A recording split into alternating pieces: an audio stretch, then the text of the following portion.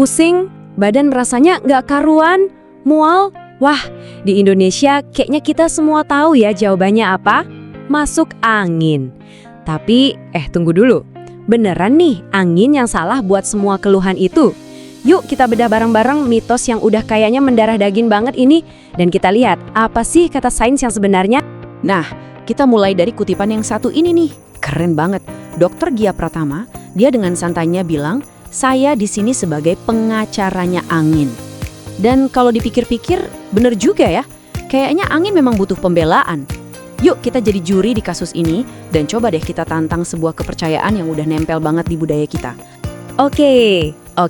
Anggap aja angin kita bebasin dari tuduhan.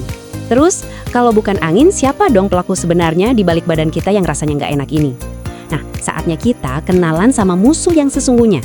Nah, ini dia nih tersangkanya. Bukan angin, tapi para penyerbu super kecil, mikroskopis, yang nggak bisa kita lihat pakai mata telanjang. Mereka ini ada di mana-mana loh, di sekitar kita setiap saat. Dan kerjaannya cuma satu, mencoba nerobos pertahanan tubuh kita. Ini bukan lagi soal mitos atau kepercayaan ya, ini fakta ilmiah. Dan sadar atau nggak sadar nih, setiap detik di dalam tubuh kita itu lagi terjadi perang dahsyat. Sebuah pertempuran yang luar biasa epik antara tentara internal kita melawan para penyerbu yang nggak kelihatan ini. Kenali nih pasukan elit kita, sel darah putih atau leukosit. Mereka ini tentara paling depan yang berjuang mati-matian tanpa henti. Dan perjuangannya itu, wah jangan ditanya deh, sengit banget. Sampai-sampai rata-rata umur mereka itu cuma 4 hari. Coba bayangin, cuma 4 hari. Artinya apa? Tubuh kita ini non-stop, terus-terusan produksi jutaan tentara baru setiap saat. Cuma buat mastiin kita aman. Luar biasa banget kan? Oke, biar bisa menang perang, kita harus kenal dulu nih sama musuh-musuh kita. Pertama, bakteri. Anggap aja bakteri ini kayak maling. Dia nyuri sumber daya, nyuri nutrisi dari sel kita. Buat apa? Biar dia bisa membelah diri dan jadi banyak. Terus ada virus. Wah, ini lebih licik lagi. Dia kayak pembajak. Dia masuk ke sel kita, ngambil alih pabriknya, terus maksa sel kita buat bikin ratusan salinan virus baru. Habis itu, selnya hancur. Terakhir, ada jamur.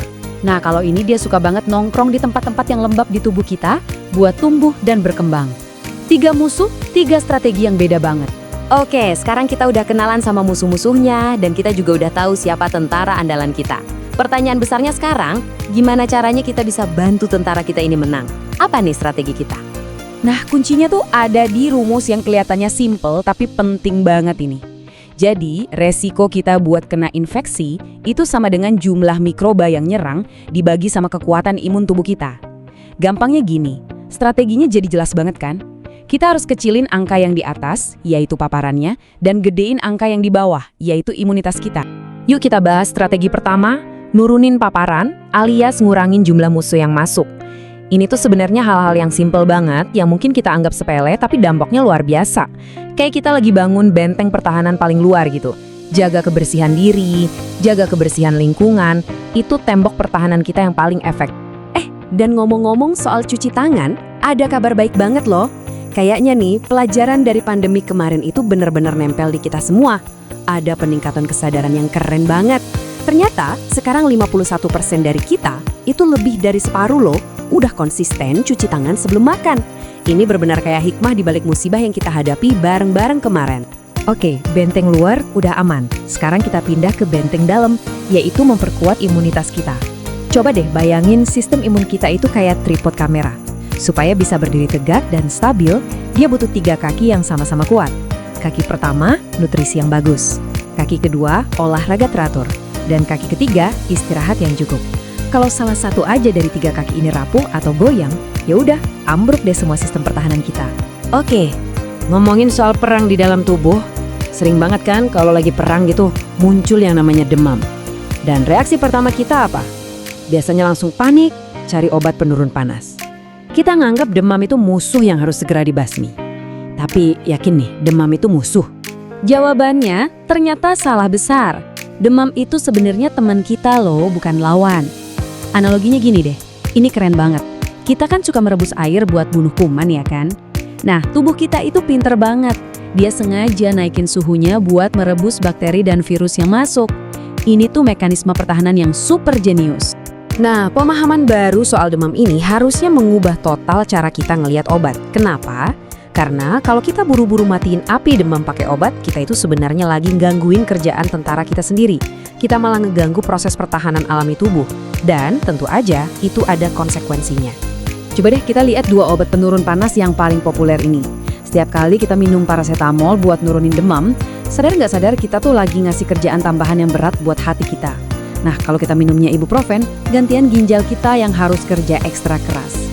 Terus, kenapa ini penting banget buat kita tahu? Gini, hati atau liver kita itu ibaratnya markas besar di tubuh kita. Fungsinya ada ratusan, penting semua. Emang sih hati ini punya kemampuan buat memperbaiki dirinya sendiri, keren banget. Tapi, kalau kita bebanin terus-terusan, dihajar terus, lama-lama dia bakal kewalahan juga. Akhirnya, kerusakannya bisa jadi lebih cepat daripada kemampuan dia buat sembuh. Oke, sekarang kita ke ginjal. Coba kita pakai analogi mobil deh, biar gampang. Anggap tubuh kita ini mobil. Makanan itu bensinnya. Nah, setelah mesinnya jalan, pasti ada sisa pembakaran kan? Ada asapnya. Di tubuh kita, asap ini bentuknya racun, kayak ureum dan kreatinin. Terus apa dong knalpotnya? Ya ginjal kita ini. Sekarang bayangin kalau knalpot mobil mampet. Asapnya kan balik lagi ke dalam mesin, merusak semuanya. Nah, persis kayak gitu bahayanya kalau ginjal kita bermasalah. Jadi, setelah kita ngerti semua ini, apa dong prinsip utama yang harus kita pegang erat-erat?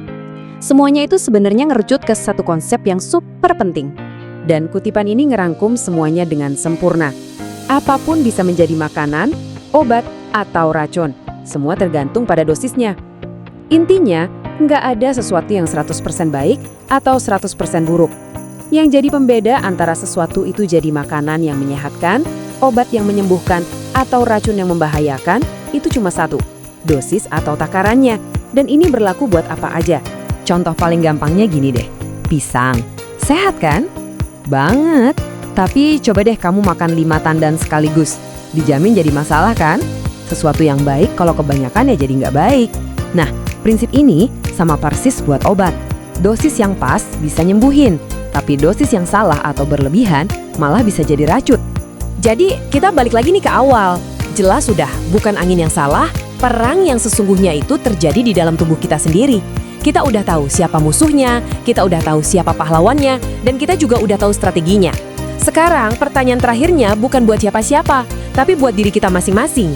Sudahkah kita menjadi pemilik, menjadi komandan yang bijaksana buat tubuh kita sendiri? Jawabannya ada di tangan kita semua.